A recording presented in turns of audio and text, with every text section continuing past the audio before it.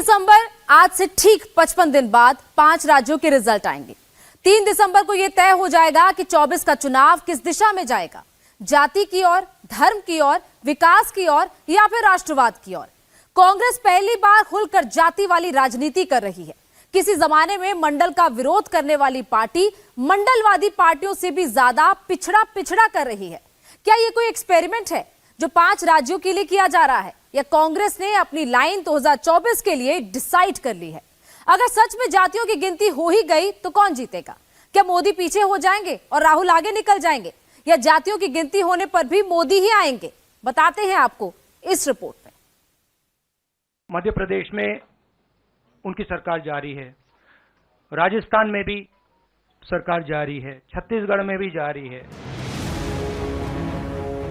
कुछ गलत नहीं सुना आपने, राहुल गांधी ने ठीक यही बोला। चाहें तो इसे फिर से सुन लीजिए।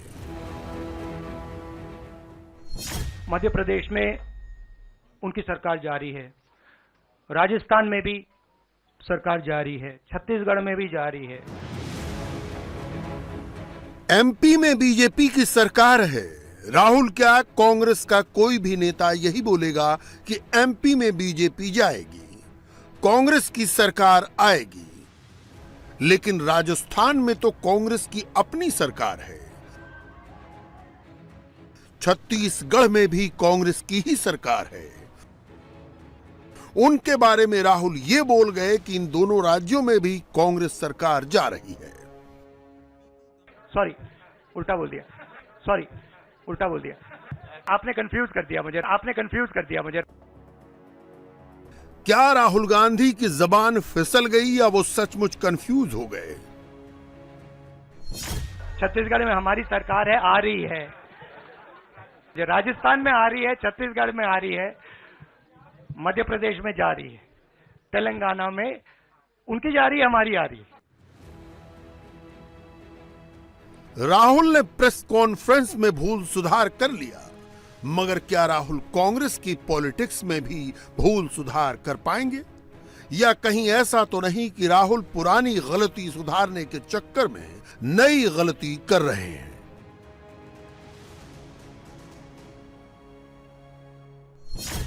हम सब ने निर्णय ले लिया है कि हिंदुस्तान के भविष्य के लिए कास्ट सेंसस जरूरी है। एक कास्ट सेंसस के बाद एक नया डेवलपमेंट का पैराडाइम खुलेगा, और हमने निर्णय ले लिया कि हम ये काम करेंगे।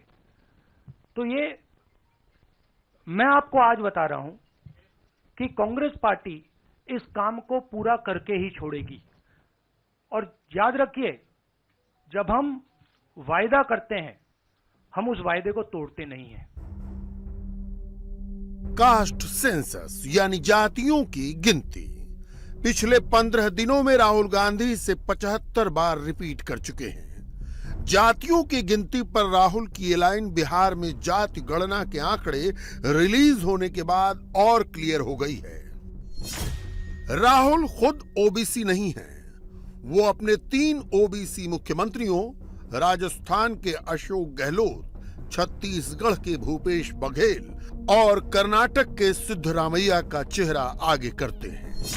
लेकिन मुकाबला नरेंद्र मोदी से है, जो खुद ओबीसी हैं और पिछड़ा समाज के सबसे बड़े नेता हैं। प्रधानमंत्री ओबीसी, 29 केंद्रीय मंत्री ओबीसी, बीजेपी के 85 सांसद ओबीसी, 27% ओबीसी विधायक और 40% ओबीसी एमएलसी। राहुल ओबीसी के मुद्दे पर बीजेपी से लड़ने निकले हैं, लेकिन लड़ाई लंबी है और राहुल के लिए आसान भी नहीं।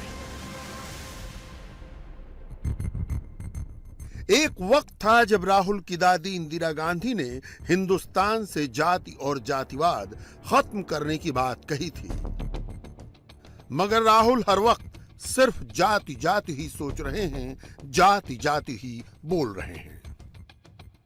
असल में मेरा विश्वास जातिवाद में नहीं है। मैं तो चाहूंगी कि ये शब्द हम हटा दें अपने देश से। हम सब अपने को एक माने, इस महान देश के महान नागरिक अपनी तरी को माने।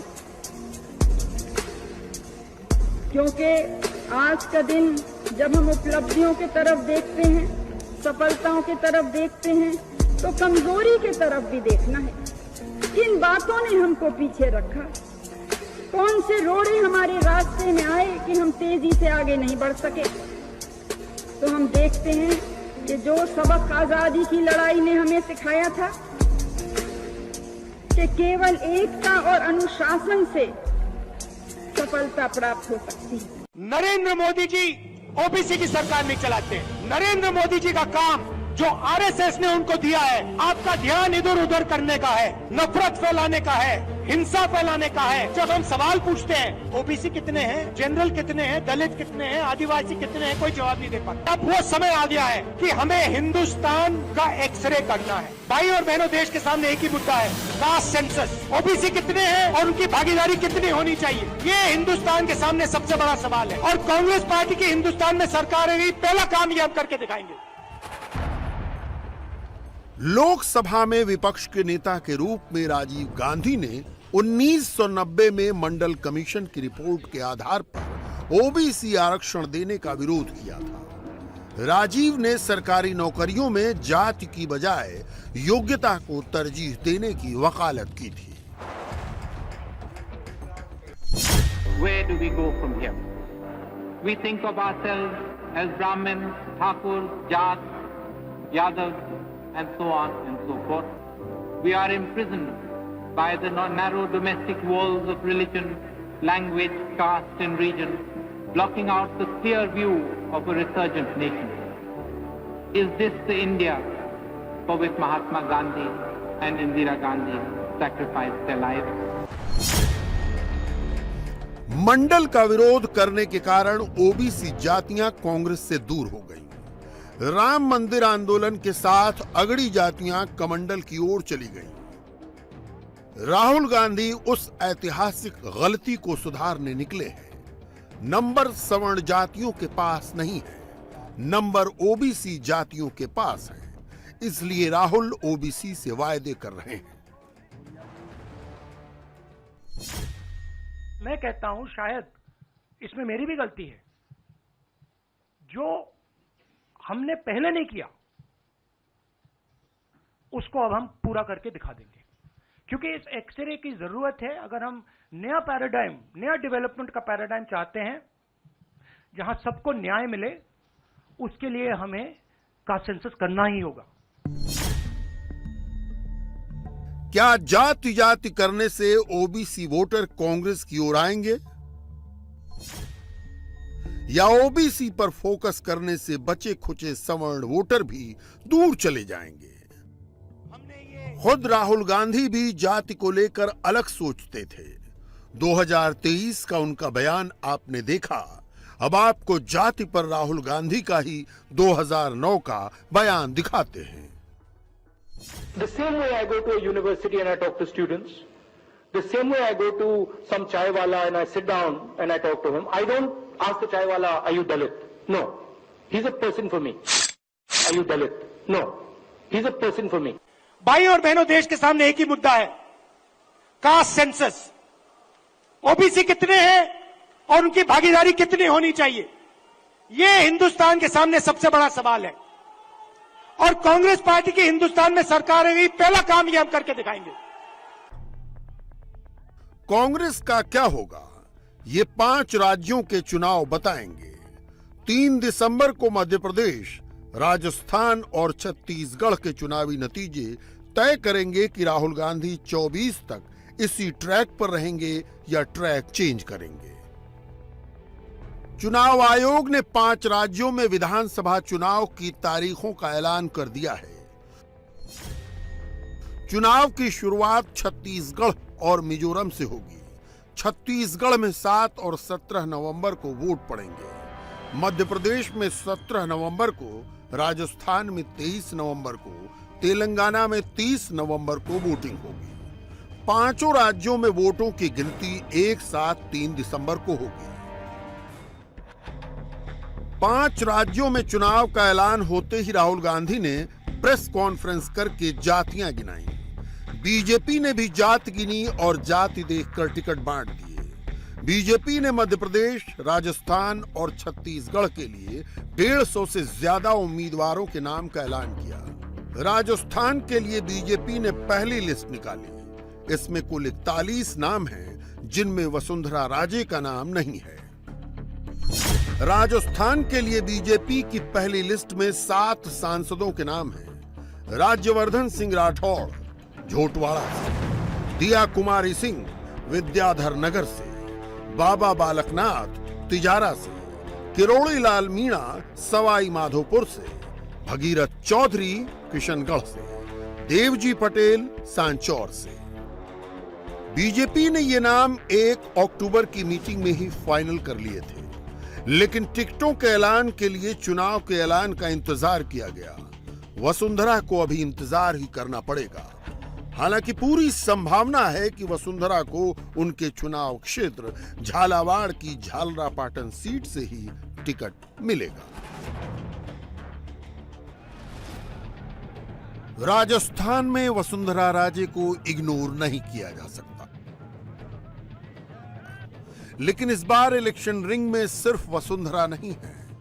चैलेंजेस तो थे कि कब आचार संहिता लगे और कब इस नाकारा सरकार से छुटकारा मिले। अब तो वो अवसर आ गया कि हमें युद्ध में उतरना है, हमें मैदान में उतरना है और उतरकर जनता के बीच में जाकर आशीर्वाद उनसे लेकर राजस्थान के अंदर एक इस तरह की सरकार बनानी है ताकि बड़ा परिवर्तन आए। जिसने बलात्कार को, जिसने बेरोजगारी को, महंगाई को, पेपर लीक को राजस्थान की पहचान बनाया, वो सरकार अब जाने वाली है। उसकी अंतिम तिथि आज इस घोषणा के साथ में सुनिश्चित हो गई है। कोई भी युद्ध को कभी भी कमजोर या ऐसा आसान नहीं मानना चाहिए, मैं मानता हूँ, लेकिन जब मैं माहौल को देखता हूँ पीछे घूम करके, तो मुझे सब जगह कमल ही कमल दिखाई देता है। इसके अतिरिक्त और कुछ नहीं है। प्रचंड बहुमत के साथ में भारतीय जनता पार्टी आने वाली है। राजस्थान में टिकटों की घोषणा के फ्रंट पर कांग्रेस पीछे रह गई है।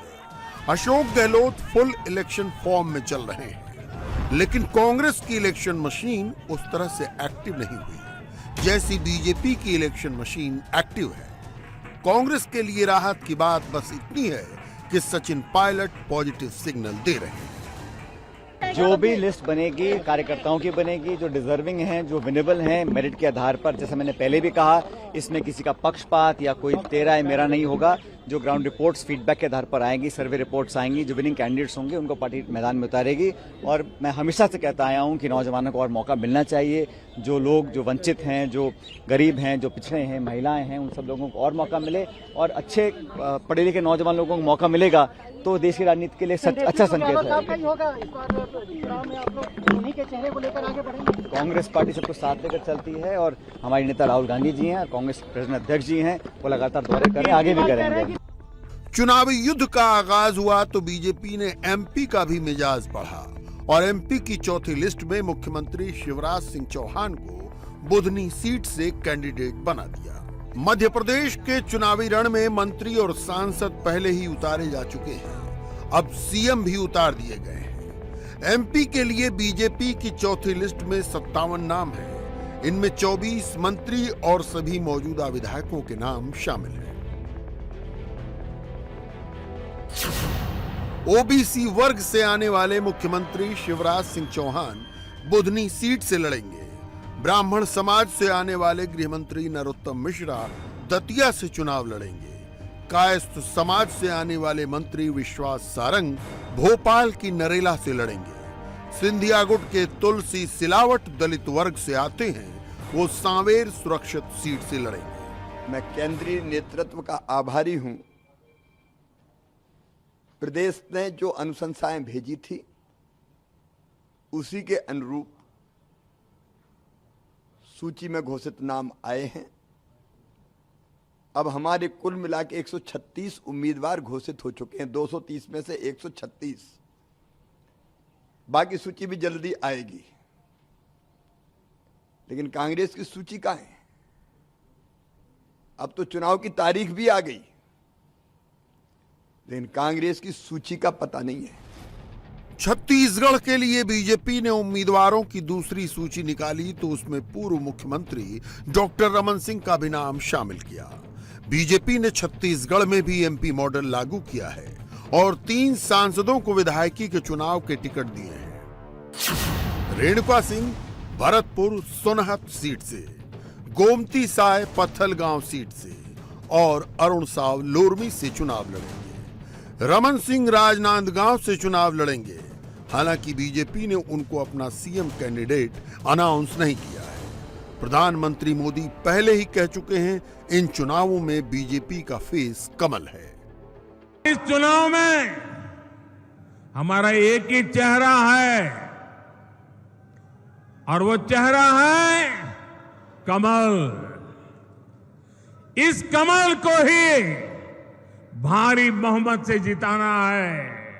हमारी उम्मीद कमल है, हमारा उम्मीदवार कमल है। हम कमल खिलाएंगे, भाजपा को जिताएंगे। चुनाव जीतने की हर मुमकिन कोशिश बीजेपी भी कर रही है, कांग्रेस भी कर रही है। राजस्थान में दोनों ही पार्टियां गुटबाजी से जूझ रही हैं। मध्य प्रदेश में दोनों ही पार्टियों के पास कद्दावर लोकल लीडर्स हैं। छत्तीसगढ़ में कांग्रेस के पास सरकार है तो बीजेपी के पास संगठन है। तो डिसाइडिंग फैक्टर क्या है? इन तीनों ही राज्यों में अगर कोई चीज डिसाइडिंग है तो वो है ओबीसी वोट। राजस्थान 48%, छत्तीसगढ़ 45%, मध्य प्रदेश 43%। तीनों ही राज्यों में अकेले ओबीसी वोटर इतने हैं कि अगर सारे ओबीसी वोट एक तरफ पड़ जाएं तो उसकी सरकार निश्चित बन जाए। राहुल गांधी ने इसीलिए ओबीसी को मुद्दा बनाया है। पिछड़ा वोट के कंधे पर चढ़कर राहुल इन तीनों राज्यों के चुनाव जीतना चाहते हैं। राहुल को यहां कामयाबी मिली तो वहीं से 2024 के लिए उनका कैंपेन शेप लेगा। 4 घंटे हमारी कास्ट सेंसस पे चर्चा हुई, डिस्कशन हुआ और एक ऐतिहासिक निर्णय कांग्रेस वर्किंग कमेटी ने लिया है और यूनानिमसली लिया है। मगर मतलब कमरे में कोई ऐसा व्यक्ति नहीं था जिसने अपना पूरा सपोर्ट कास्ट सेंसस का जो कॉन्सेप्ट है उसको नहीं दिया। सवाल है कि क्या राहुल पिछड़ों को कांग्रेस की ओर ला पाएंगे? 2009 में कांग्रेस को 24% पिछड़ा वोट मिला था। 2004 में कांग्रेस को 15% वोट मिले थे। 2019 में भी कांग्रेस को 15% ही ओबीसी वोट मिले। राहुल गांधी का 24 वाला सपना परवान चढ़े, इसके लिए जरूरी है कि उसे 543 सीटों में से कम 125 से 140 सीट मिले। इसके लिए उसे 28% टोटल वोट और 28% ही ओबीसी। इंडिया टीवी हर वक्त हर जगह डाउनलोड करने के लिए सर्च करें India TV news Google play store या ऐप स्टोर पर।